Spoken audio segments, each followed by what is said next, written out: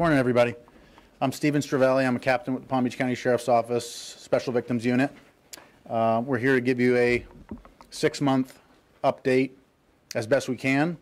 And the first thing we've done is Terry's passed out to all of you probably the most important piece update that we wanted to give you guys. So I'd like to give you some chance to digest that. And if you have any questions that I can answer, I'll go ahead and answer them. Other information in addition to the snapshot parabonds testing that we've done on this Baby June case that I'd like to release is, most importantly, the medical examiner's rulings are in, and this case is a homicide. I'm not going to go into details and put words in the medical examiner's mouth, but that is something that I've been told I can confirm today. We've received a total of 16 tips, and that's not very much for this case. And none of those tips have led to anything for us in this case, and we are still desperate for anything that we can get from the public. To date, all live births that have taken place in Palm Beach and Broward counties in the date ranges that we are investigating, which means the ranges that we believe this child was born in, have been checked. Hundreds of babies in both Palm Beach and Broward counties have been checked. No leads.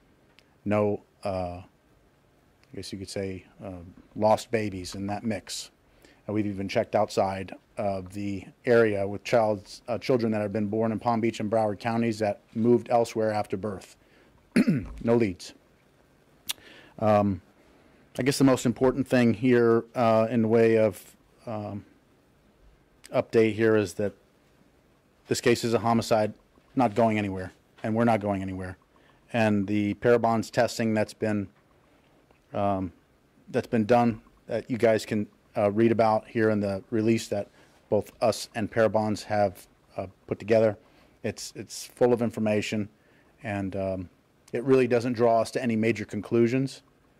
However, it is a further investigative lead for us that we could work with. So I'll ask if anybody has any questions at this time. Maybe take a look at the letter before. Has the baby been buried? No, the baby will not be buried. It's going to remain at the medical examiner's office. Yeah, Captain, can you kind of go over, Vince, people at home, I know we're all streaming, can you kind of go over what is in talking about right here, what kind of testing you did do, what you were hoping to find, what information you were hoping to find, and what information you did get? Okay, so as you can see in the letter that I passed out to everybody, the Parabonds organization, they do a genealogical test called Snapshot. I have the full report here. You guys have got what's of, I guess, importance to the public. I mean, a lot of this report talks about what the child looked like. Well, we know what the child looked like because we have the child, but what the child would grow to look like and so forth. But none of that is really of any importance to this investigation right now. The most important part of the investigation is the genomic ancestry, meaning that this child is listed as basically 50% Central Asian, 50% African.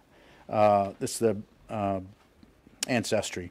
It's a very unusual, according to Parabon, a very unusual split, and most often a person with this 50-50 split would be found in areas like Barbados, Trinidad, or Jamaica, or from those areas originally. Where they could go after born there is anybody's guess.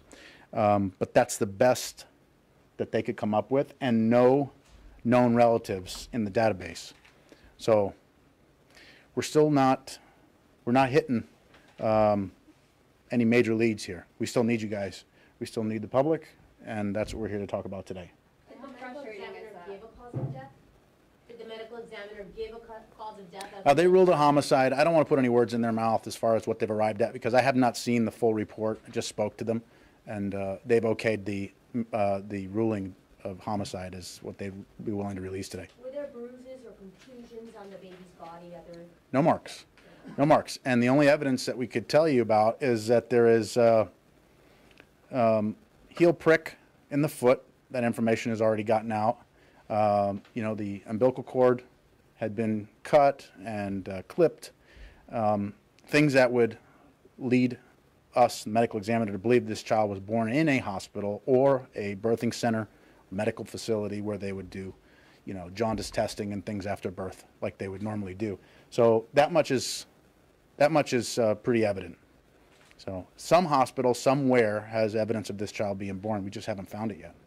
How frustrating is it to work this case for the past 6 months and not have a lot of tips and not have leads? Yeah, we're still pushing to, and we're inviting you guys here to see if you could help us. You know, I mean, we've got the DNA in the database, and it's going to be continuously run by Parabon. So I'm confident that someday we'll figure out what happened here, but I'm not willing to wait 50 years. I want to see what we could do now. What kind of tips are you hoping for that might split this case wide open? We need the parents. We need to know who the parents are, and we need to know any relatives that we can start talking to. Maybe there's an explanation, albeit a strange one, but maybe there's an explanation. I'd really like to start there. Does the reward still stand at $10,000, or will that be increased in your effort to get more tips? That's Sheriff Bradshaw's amount at this point, and I have not spoken to him to ask if he'd increase it, but it's $10,000 at this time. You say, we know baby June was treated at some point in a hospital that you checked in Palm Beach County, Broward, outside. Have you gone outside the country at all? Have you gone to? Very difficult to do. We have reached out for the Bahamas in an effort. They have not reported back to us at anything suspicious or any possible leads. So, once you leave the country, it's very difficult for us. And so, you know, it's almost be great if we could just get out there and check every baby in the nation. It's just not very easy to do. Hundreds and hundreds of babies. It took countless hours, full-time work. Can you explain that we do that in Palm Beach County and in Broward County? Yeah, as I said earlier, we've checked every baby in the date ranges that we suspect this child was born, Palm Beach and Broward. It was a multi-agency response, massive undertaking. Something like 700 babies were checked visually, and that included us recruiting from outside agencies because there was a bunch of babies that were born in Broward and moved elsewhere, and then born in Palm Beach and moved to Martin, St. Lucie, or whatever immediately after, and we had to check those too. So that's where we stopped, because at this point, there's no evidence to suggest where else this child could have come from, north, south. You know, the tides have drawn us to Broward County. Maybe further south will be next. I don't know, but that's where we are at this point. That's my next question is, we assumed she had floated up from Broward County, or were we thinking maybe she came from further down to Miami or even further down there? Is it speculation? No, it's not speculation. The Coast Guard, and they did a reverse drift. There's no secret about that for us. And given the weight and the conditions and so forth, depending on how long the child was in the water, and it's very difficult to say exact, this child could have come from anywhere from Boca, from onto Pompano, depending on how long the child was in the water. And, you know, if we misestimated the amount of time the child was in the water, it could have come from a little further south. But still, we're not in Miami yet. It's just a tough call. I mean, and for us to go down to Miami, that's a huge undertaking. We're looking at like something 400 babies that have to be checked down there alone. And so that may end up being next, but I'm not sure yet. The information we have, we can get kind of our professional partners to assist us with that. And what we know today is that we have the genealogy report that says what the child is, and that the medical examiner's office has ruled it a homicide. So with that information, hopefully you guys can keep this alive for us and get us more tips along with that reward. Anything else you want to add? No, I think that's it, guys, and I really appreciate you guys' help with this. And the public's assistance is very needed here. And any tip helps. I mean, that's what Yes. people, can you stress that a little bit more? Any information, even if you think it's not that important, or if it's not critical, anything you might have heard, saw, please roll in the tips. We have 2 lines that you can call. We have the Crime Stoppers tip line, 1-800-458-TIPS, or they can call direct 688-4155. That's area code 561-688-4155. That's our direct tip lines to SVU here at the Sheriff's Office. So. Just to stress that people can remain anonymous too. I mean, if there's a woman that was pregnant that had a baby, family members know, friends know that. We can stress that they can remain anonymous. Just come forward and help us bring closure. How difficult is it to work at such a heartbreaking case like this, day in and day out for the past 6 months? Well, we hate seeing this, and we want to get to the bottom of what happened. And yeah, it's terrible. And we don't have a good explanation for what happened or why it happened. And that's the most frustrating part.